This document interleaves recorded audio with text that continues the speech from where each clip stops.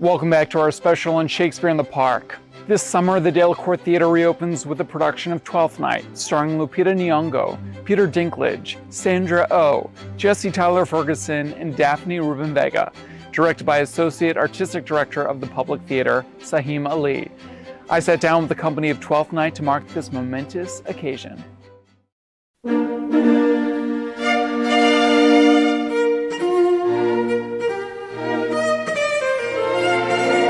The first show that's going to open at the Delacorte is not only one of the greatest comedies ever written, Twelfth Night, but it's definitely the greatest ensemble play that Shakespeare ever wrote.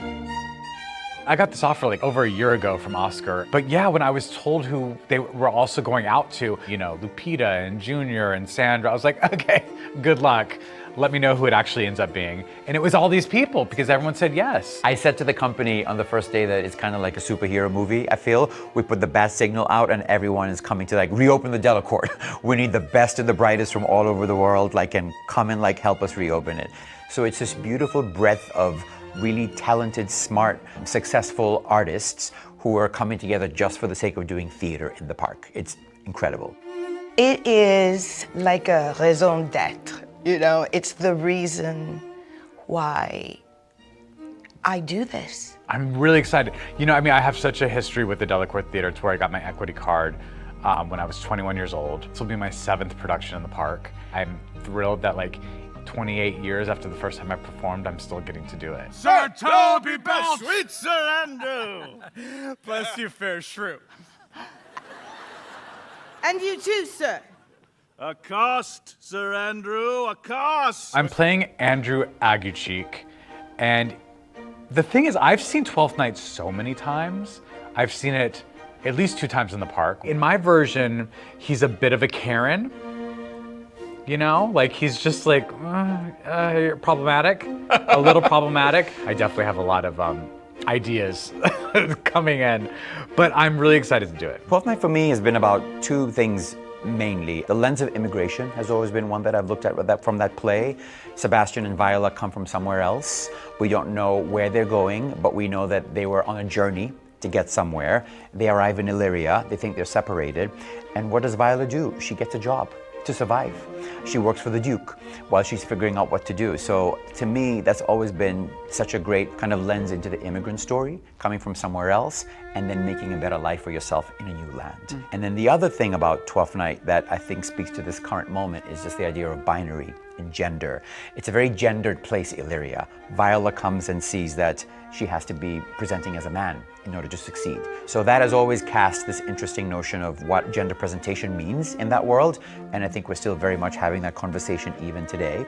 You could read Twelfth Night as having this really heteronormative ending where the man and the woman and the man and the woman get to be together, you know, hooray, but it's so much more complicated than that for me. So you'll find that my Twelfth Night has a different spin on the ending.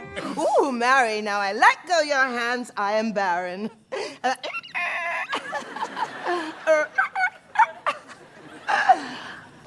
Doing a classic tone differently and enjoying every bit of how to do it differently in a time when just the words "what you will" could mean so much in an environment that's ravenous for entertainment, for fun, for culture.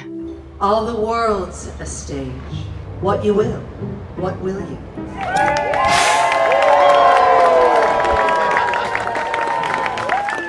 You know, I came from a place where we didn't have a lot of Shakespeare, we didn't have a lot of theater. I grew up in Kenya. To come here and to find this institution that actually says, this playwright is for you.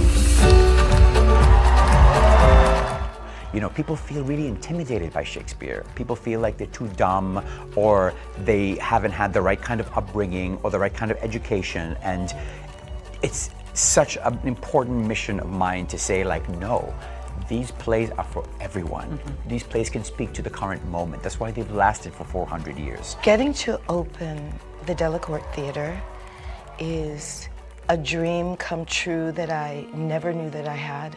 I'm embarrassed to say, but I think I will be weeping from the moment the show starts till when it finishes.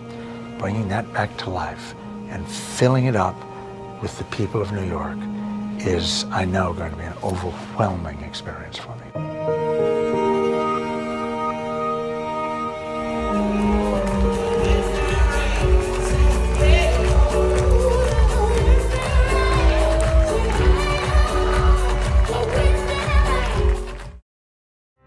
All right, that's a wrap for this week's show. Be sure to join us next week for more of the best of Broadway, off-Broadway, and beyond.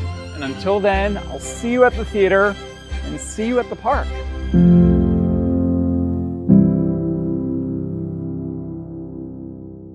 Thanks for watching our YouTube channel. For more premiere theater coverage and exclusive interviews, click the subscribe button. You can also download the Spectrum News app or watch us on TV for the latest information, balanced coverage, weather updates every 10 minutes, and more. We'll see you there.